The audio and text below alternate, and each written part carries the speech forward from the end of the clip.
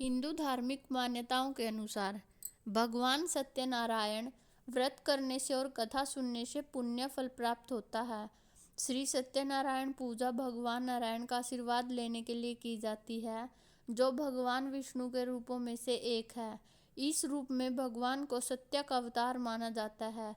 हालांकि सत्यनारायण पूजा करने के लिए कोई निश्चित दिन नहीं है, लेकिन पूर्णिमा या पूर्णिमा के दौरान इसे करना बेहद ही शुभ माना जाता है। वीडियो को आगे देखने से पहले कमेंट बॉक्स में लिखना ना भूलिए, हर हर महादेव। पौराणिक कथाओं के अनुसार एक बार नारद जी ने भगवान विष्णु से कहा कि हे भगवान, पृथ्वी पर सभी लोग बहुत दुखी नजर आ रहे हैं, इसका कोई उपाय नहीं है। इस पर भगवान विष्णु ने कहा कि सत्यनारायण का व्रत करने से सबके कष्ट दूर हो जाते हैं। उन्होंने कहा कि जो भी सत्य को ईश्वर समझकर उसकी पूजा करेगा, उसके सारे पाप कट जाएंगे और उसे शुभ फल की प्राप्ति होगी। सत्यनारायण का व्रत भगवान विष्णु के लिए किया जाता है। आप घर में प्रार्थना, भजन कीर्तन के द्वारा कर सकते हैं। सत्यनारायण व्रत बुधवार 12 फरवरी 2025 माघ शुक्ल पूर्णिमा को रखा जाएगा।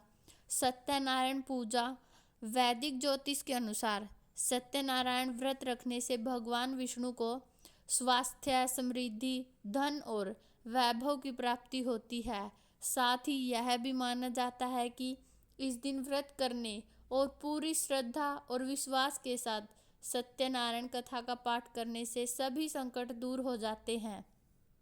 शास्त्रों के अनुसार इस व्रत को करने से शुभ फल की प्राप्ति होती है। ऐसा माना जाता है कि पूजा सुबह के साथ साथ शाम को भी की जा सकती है और शाम को सत्यनारायण पूजा करना अधिक उपयुक्त माना जाता है। इस दिन सुबह जल्दी उठकर जल में गंगा जल मिलाकर स्नान करना चाहिए। इसके बाद सत्यनारायण की मूर्ति को स्थापित करें और उसके चारों ओर केले के पत्ते बांध दें।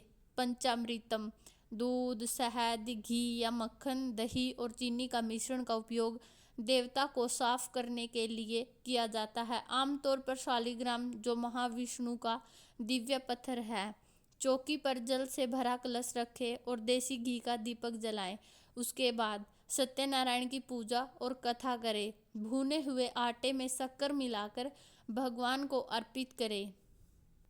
प्रसाद में तुलसी जरूर डालें। पूजा के बाद प्रसाद सभी में बांटें।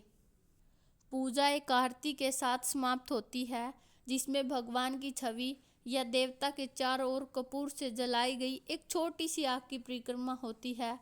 आरती के बाद व्रतियों को पंचामृत और प्रसाद ग्रहण करना चाहिए। जिसने व्रत रखा है वो पंचामृत से व्रत तोड़ने के बाद ही प्रसाद ग्रहण कर सकते हैं।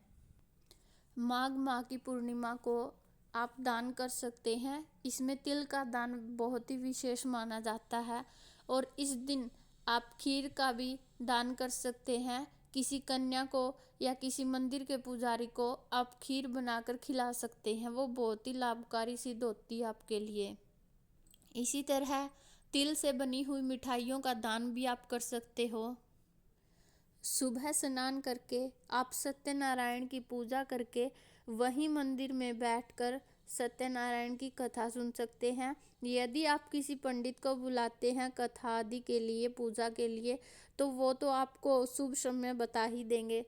अगर आप स्वयं से कर रहे हैं तो आप शुभ मुहूर्त और राहु काल का समय जरूर देख लेना। राहु काल का समय रहेगा दोपहर 12:41 से दोपहर 2 से 5 तक रहेगा। उस समय आप ना तो सत्यनारायण की पूजा करना और ना ही उस समय के बीच में आप कथा सुनना। इस समय में आपको कोई भी शुभ कार्य करना नहीं चाहिए और व्रत रखने के लिए कथा सुनना बहुत ही जरूरी माना जाता है।